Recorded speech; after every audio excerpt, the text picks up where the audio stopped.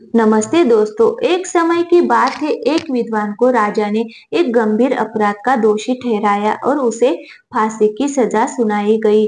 क्योंकि वह व्यक्ति बहुत ही विद्वान था, इसीलिए राजा ने उसकी विद्वता का सम्मान करते हुए कहा कि अगर तुम मेरे एक सवाल का सही उत्तर दे दोगे तो मैं तुम्हें माफ कर दूंगा।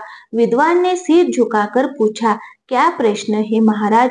राजा ने कहा, सवाल सरल है लेकिन उत्तर खोजना मुश्किल है। इस पर विद्वान ने कहा कि महाराज, आप सवाल तो बताओ, मैं उत्तर खोजने का प्रयास करूंगा। इस पर राजा ने पूछा कि बताओ, स्त्री वास्तव में चाहती क्या है? यानी हर स्त्री की चाहत क्या होती है? विद्वान सोच में पड़ गया। उसने बहुत सोच विचार किया लेकिन उचित उत्तर नहीं मिल सका। तब उसने कहा कि महाराज, इस प्रश्न का उत्तर खोजने के लिए मुझे कुछ समय प्रदान कीजिए। मैं अवश्य ही उत्तर खोजकर आपको बता दूंगा। राजा ने उसे 1 साल का समय दिया और कहा कि आज से ठीक 1 साल के अंदर अगर तुम इस सवाल का जवाब नहीं बता पाए तो तुम्हें बिना कोई अवसर दिए फांसी दे दी जाएगी। विद्वान इस बात पर सहमत हो गया और राजा के प्रश्न का उत्तर जानने के लिए निकल पड़ा। विद्वान ने पूरे राज्य में घूमकर कई ज्ञानी पंडितों और साधु संतों और सामान्य लोगों से ये सवाल पूछा, लेकिन हर कोई अलग अलग जवाब देता। कोई कहता धन तो कोई कहता सम्मान, किसी ने कहा प्रेम तो किसी ने कहा सुरक्षा, पर कोई उत्तर ऐसा नहीं था जो उसकी समस्या सुलझा सके। तभी किसी ने उसे सुझाव दिया कि दूर जंगल में एक भूतनी रहती है। कहा जाता है कि वह हर सवाल का उत्तर जानती है।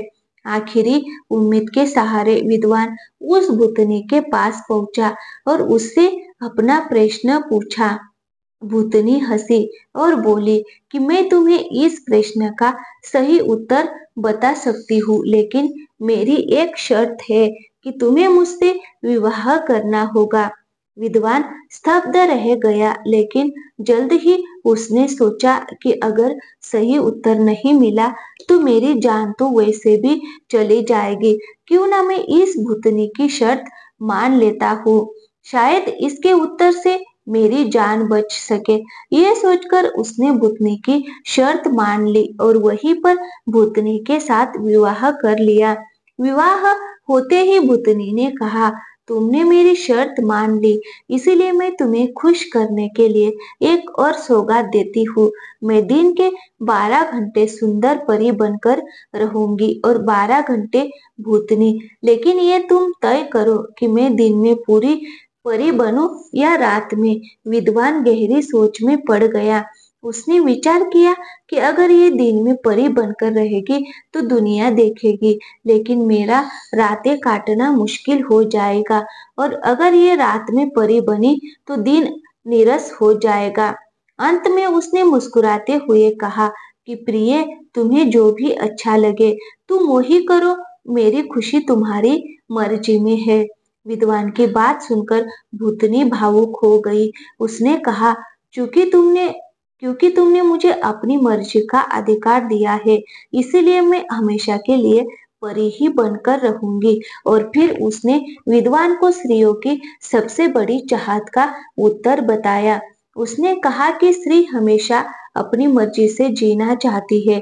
अगर उसे ये अधिकार मिल जाए तो वह हमेशा खुश और खूबसूरत बनी रहती है। विद्वान को राजा के सवाल का उत्तर मिल गया था और उसने राजा के पास जाकर उसके इस प्रश्न का उत्तर बता दिया।